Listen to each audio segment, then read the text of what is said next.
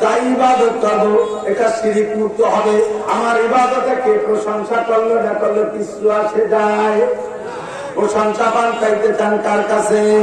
আল্লাহ আমারে ভালো কইলে আলহামদুলিল্লাহ বলেন, ঠিক না? আল্লাহ আমারে ভালো কইলে আলহামদুলিল্লাহ। যদি মানুষের সামনে ইবাদত করা হয় তাহলে সেই ইবাদতের মধ্যে এই প্রশংসার লোভটা আসতেই পারে। যুবক 400 বছর পাথরের মধ্যে বন্দী অবস্থায় ইবাদত করছে, তার কিরাত কেউ শোনে নাই, তার রুকু কেউ দেখে নাই, তার সিজদা কেউ দেখে নাই, তার পাগড়ি কেউ দেখে নাই, তার তেলাওয়াত কেউ শোনে নাই, তার কোনো ইবাদত কেউ দেখে নাই। যা করেছে একমাত্র কার জন্য?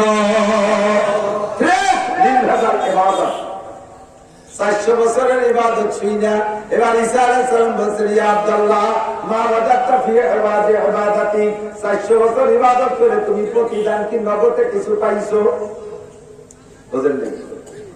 এই 400 বছর